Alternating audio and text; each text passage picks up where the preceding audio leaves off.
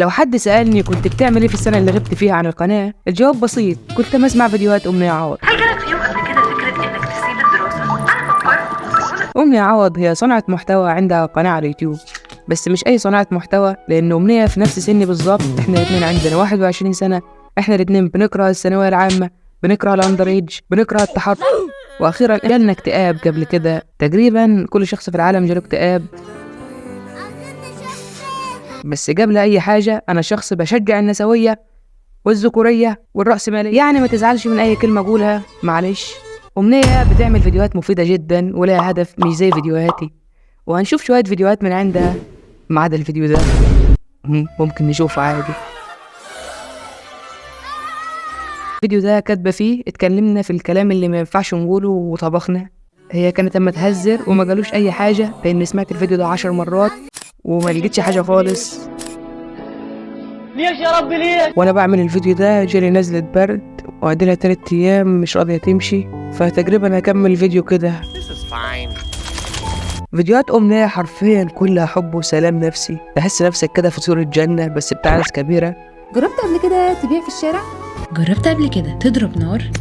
بكل بساطة أنا أمنية، وإني كان نفسي أجرب بمسك سلاح وأبقى زي حنان ترك. لما تعمل فيديوهات حلوة وهادية وفلوجات، أي فيديو قررت تسافر فيه أو سافرت فيه، حرفيا الشعار بتاعها في كل فيديو. بكل بساطة أنا أمنية.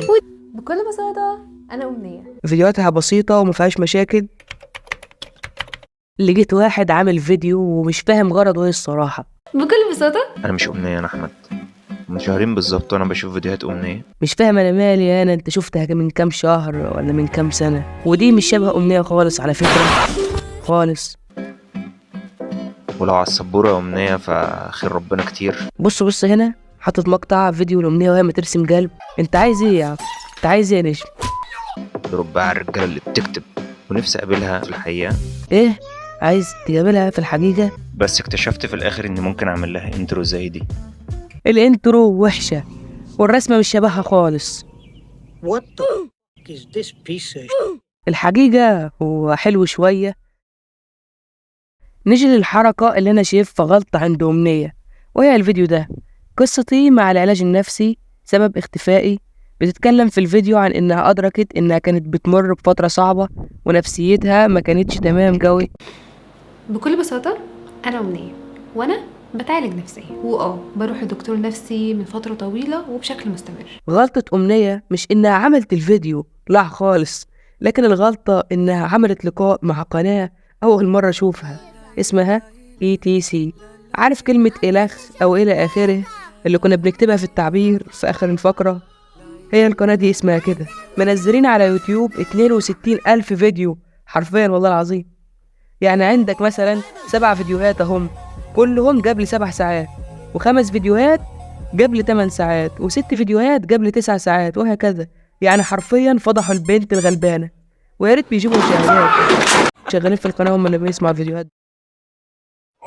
أمنية عوض، أهلا وسهلا بيكي يا أمنية. مبسوطة جدا بوجودك معايا النهاردة وسعيدة قوي قوي إزاي جاتلك الدفعة دي إنك لا أنا هعمل فيديو، أنا هتكلم؟ جات لي الدفعه دي لما انا بالنسبه لي في المجتمع اللي انا عايشه فيه احنا عادي عن الصوت متقدم عن الصورة أو العكس، الصورة متقدمة عن الصوت من الفيديو بتاعهم. والله مش غلطتي خالص. اكيد مش انا بس الناس القريبه مني فتاة تعلن إصابتها بمرض نفسي وخضوعها للعلاج. والله انتوا اللي قناة مريضة فعلا. كذا مرة في الفيديو المذيعة بتحاول تكفر أمنية وتطلعها غلطانة، زي كده مثلا. لا هو كده بالظبط نفس الامراض العضويه. المرض النفسي ملهوش علاقه بانك يعني فاهمه انه بانك صليت ما صليتش، انك مؤمن. طبعا الايمان والروحانيات بتساعد. انا مش هكمل الفيديو لانه مستفز جدا. المذيعة بتقول كلام عبيط وأمنية ما تحاول ترد عليها طول الفيديو.